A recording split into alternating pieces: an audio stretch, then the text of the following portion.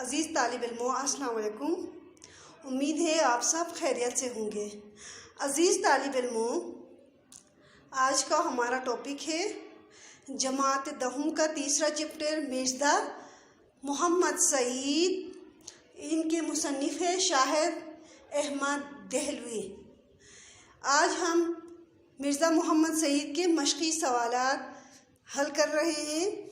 عزیز طالب علموں، امید ہے آپ کو سمجھ آ جائے گی۔ اگر کوئی کوشچن پوچھنا ہو تو آپ کمنٹ کر کے ضرور پوچھیے گا۔ اسی کے ساتھ ہم آگے بڑھتے ہیں ایکسرسائز کی طرف۔ سوال نمبر 1 ہے، مرزا محمد سعید کس لیے لکھتے تھے؟ جواب ہے، مرزا محمد سعید اپنے تسکین کے لیے لکھتے تھے۔ وہ کسی کو خوش کرنے کے لیے نہیں لکھتے تھے اور نہ ہی پیسے کے لیے لکھتے تھے۔ عزیز طالب علموں، دوسرا سوال ہے، لاہور کے پبلشروں کے ساتھ مرزا صاحب کا رویہ کیسا تھا؟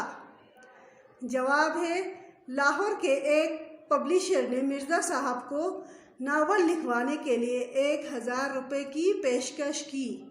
یہ وہ زمانہ تھا کہ 200-250 میں اچھا خاصا ناول پبلشر کو مل جاتا تھا۔ چنانچہ پبلشر مصنف کو لے کر مرزا صاحب کے پاس گئے اور ناول لکھنے کی فرمائش کی، مگر مرزا صاحب ٹھنڈے مزاج کے ساتھ بولے، آپ میرے ناول کے 5000 دیں گے؟ مجھے یہ منظور نہیں ہے کہ جو کام کر رہا ہوں اسے چھوڑ کر آپ کے لیے ناول لکھوں۔ عزیز طالب علموں، سوال نمبر 3 ہے، مرزا صاحب کی معرکۃ الآراء کتاب کا نام اور مرتبہ بیان کیجیے۔ عزیز طالب علموں، اس کا جواب ہے، مرزا صاحب کی معرکۃ الآراء کتاب کا نام مذہب اور باطنیت ہے۔ یہ کتاب ایک ایسا علمی کارنامہ ہے کہ اردو کی 100 عمدہ کتابیں چھانٹی جائیں تو ان میں مذہب اور باطنیت کو ضرور شامل کرنا پڑے گا۔ عزیز طالب علموں، اگلا سوال ہے، مرزا صاحب کی کن 2 قومی شخصیات سے عزیز داری تھی؟ جواب ہے، مرزا صاحب کی 2 قومی شخصیات سر سید احمد خان اور علامہ اقبال سے عزیز داری تھی۔ علامہ اقبال ان کے استاد بھی تھے۔ اگلا سوال ہے، مرزا صاحب نے کس کالج میں تدریس کے فرائض انجام دیے؟ جواب ہے، مرزا صاحب نے گورنمنٹ کالج لاہور میں تدریس کے فرائض انجام دیے۔ آپ انگریزی کے پروفیسر تھے۔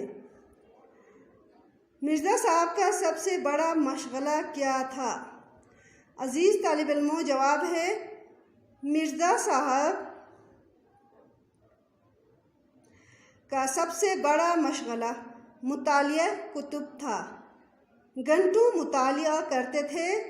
پنشن لینے کے بعد بھی اس شغل کو جاری رکھا اور پنشن کا بڑا حصہ کتابیں خریدنے میں صرف کر دیتے تھے۔ نیکسٹ کوشچن ہے، مصنف کے پروگرام دانش کدہ میں شرکت کی درخواست پر مرزا صاحب نے کیا جواب دیا؟ جواب ہے، مصنف نے مرزا صاحب کو پروگرام دانش کدہ میں شرکت کی درخواست کی تو مرزا صاحب نے مسکرا کر جواب دیا کہ آدمی شہرت کے لیے کام کرتا ہے یا دولت کے لیے؟ مجھے ان دونوں ہی کی ضرورت نہیں ہے، اس لیے میں نہیں آؤں گا۔ مرزا محمد سعید کا حلیہ بیان کریں۔ مرزا صاحب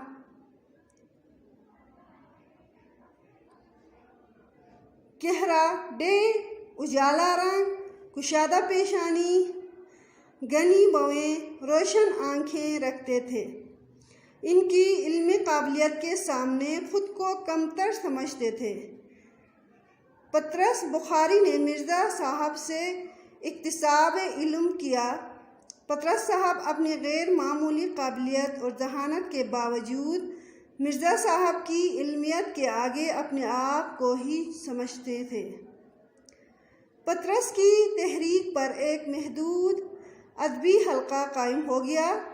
جس میں بڑے بڑے ادب و شعراء مدعو کیے جاتے تھے بڑے بڑے ادیب و شعراء مدعو کیے جاتے تھے۔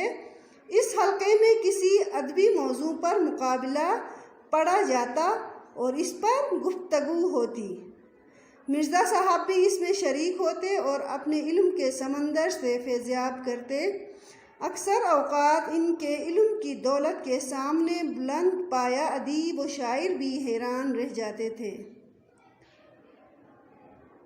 عالم کی موت ہوتی ہے، اس جملے کا مفہوم وضاحت کے ساتھ بیان کریں۔ عزیز طالب علموں، جواب ہے ایک بہت زیادہ علم رکھنے والا قابل انسان کی موت دنیا کی موت ہوتی ہے، کیونکہ اس آدمی کے دنیا سے چلے جانے سے خلا پیدا ہو جاتا ہے اور دنیا کا نقصان ہوتا ہے۔ انسان تو دنیا میں بہت ہیں مگر عالم کو کوئی ہوتا ہے۔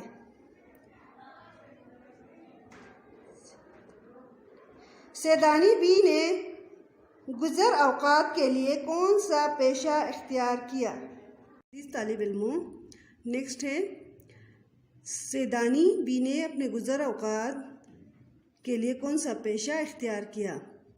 جواب ہے سیدانی بی نے گزر اوقات کے لیے مغلانی کا پیشہ اختیار کیا۔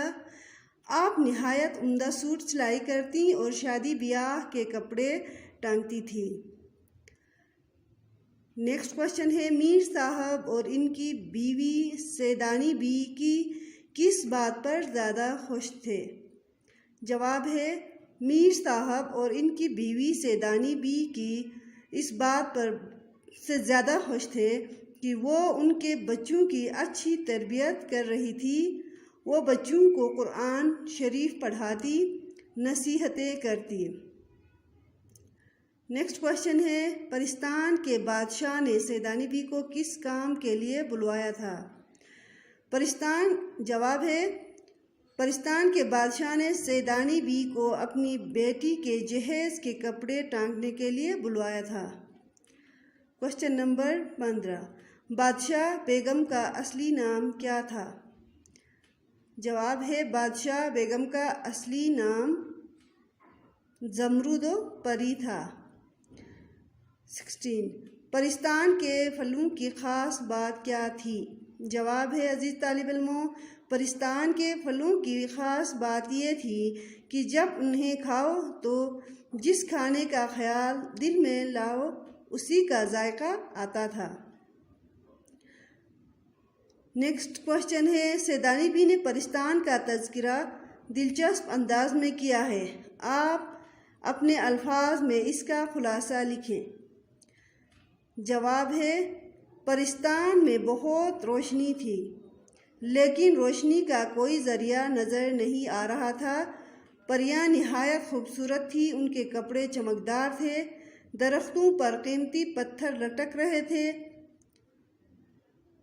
بارادری کی سجاوٹ بہت خوبصورت تھی، کرسیاں بہت مختلف رنگوں کی اور بلور کی تھیں، بادشاہ کے تخت پر جڑاؤ کا کام تھا، شہزادی بہت کمسن تھی اور حسین تھی، اس کا چہرہ چاند جیسا تھا۔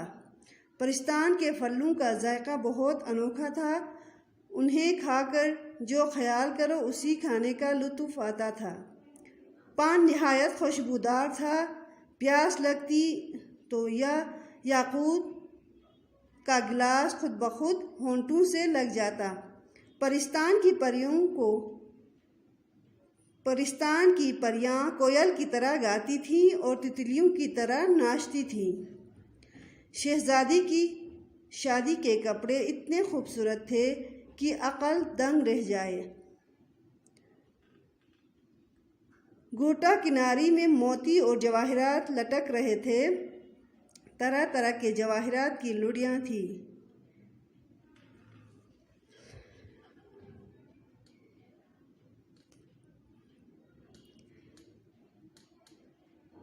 نیکسٹ کوشچن ہے جملہ اسمیہ کی تعریف لکھیں اور مثالیں دیں۔ جملہ اسمیہ جملہ خبریہ کی قسم ہے۔ اس کے 3 اجزاء ہوتے ہیں۔ ذیل کے جملوں کو پڑھے۔ علی بہادر ہے، سارہ لائق ہے، صہیب خوش ہے۔ ان جملوں میں علی، سارہ اور صہیب کو مسند الیہ یعنی مبتدا کہتے ہیں، اور بہادر، لائق اور خوش مسند خبر ہیں، جبکہ ہے فعل ناقص ہے۔ نام دیومالی کس کے کاٹنے سے فوت ہو گیا؟ نام دیومالی کس کے کاٹنے سے فوت ہو گیا؟ نام دیومالی شہد کی مکھیوں کے کاٹنے سے فوت ہو گیا۔ عزیز طالب علموں، عقل مند بیوی کے موضوع پر کہانی لکھیں۔ عزیز طالب علموں، اللہ آپ کا حامی و ناصر ہو۔ عزیز طالب علموں، زندگی رہی تو نیکسٹ ویڈیو میں ملیں گے۔ تب تک کے لیے اپنا بہت سارا خیال رکھیے گا۔ اللہ نگہبان۔